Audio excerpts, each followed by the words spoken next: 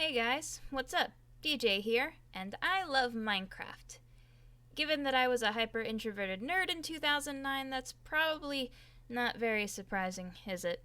I've gone through more 2-week phases with this game than I care to admit, and I still kinda piss myself every time I hear an Enderman scream.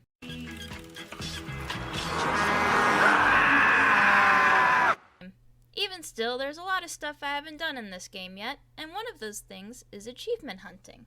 Minecraft has a system of achievements known as advancements, and they are... You know what, it's probably pretty insulting to explain this, isn't it? Whatever, you guys are gamers, you know what advancements are. And one of those advancements has confounded me since the day I learned about it. How did we get here? It's a simple task, or at least a simply put one. Have every status effect in the game applied all at once.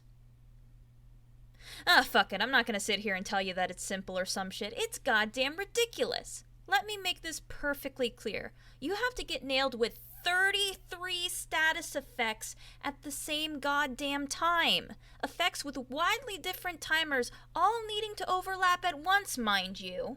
Now, I could sit here and explain, or more likely regurgitate, a guide to getting this that I can't even get my head around. So I'm not. Instead, let's focus on those status effects, namely how to obtain them. Because before you can start constructing this grand Rube Goldberg machine from hell, you have to get the parts for it first. So get in, losers, we're going advancement hunting. Also, this is based on version 1.21, and thus is subject to be outdated in the probably not too distant future if Mojang really is gonna start updating this game more regularly. Okay, let's look at the list of effects we have to deal with, shall we? That's a huge bitch! Oh. Yeah, how about we break this down first? There are broadly 5 categories of effects to deal with. Consumable, potion, mob-inflicted, raid shit, and glowing. The consumable effects, as you can probably tell by the name, come from consumable items, like foodstuffs. For this challenge specifically, the Minecraft Wiki tutorial advises splitting these effects between enchanted golden apples, suspicious stews, which need specific recipes to get the desired effect out of, mind you, and rotten flesh. This is about 5 of the total effects, and only really requires some light exploring and foraging. And a wiki for the aforementioned suspicious stew recipes.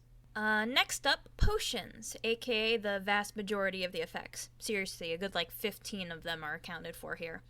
These are going to be in the form of splash potions in the final setup, so not only do you have to find all the ingredients to make these potions, you then have to turn them all into splash potions, which then require another ingredient altogether, being gunpowder, not to mention the time it takes to craft and brew all of this shit up in the first place.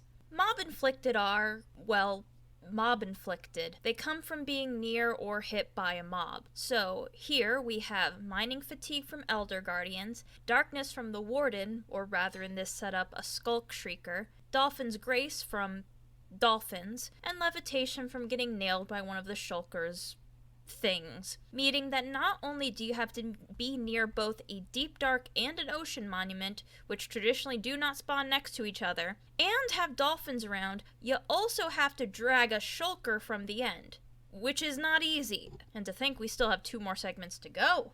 Okay, next up, raid shit. These are related to, well, raids and villagers, so, you know. We have Bad Omen, from messing around with a pillager captain, Raid Omen, which means a village raid is about to start, Trial Raid Omen, which is the same thing but for the trials, and Hero of the Village, which is won by winning a raid. So not only do we have to make a raid farm as well, we have to make one for the village and relocate some trial components. Potentially. The tutorial is really complicated, and like I said, I can barely understand what the hell is going on here. Finally, we have glowing, which is Java exclusive, mind you. If you're going for the Bedrock version of this, you don't have to worry about that one, which is inflicted by getting hit by a spectral arrow. Thankfully, this is not hard to craft, it's just some glowstone and an arrow. And, conduit power. I forgot conduit power. You get that by being near an active conduit, which itself takes a lot of rare materials to make, so, yeah, that's even more stuff to do. Oh, and haste. We need that too. You get that by being near an activated beacon, which means that you have to make a beacon, which means you have to beat a wither, which means you have to get wither skulls, which is really dangerous. I'm done.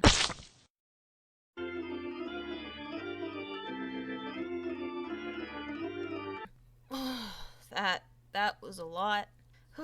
And again, I'm not even touching on how to put this contraption together, or the specific order, because yes, there is a very specific order to get all of these effects to overlap properly.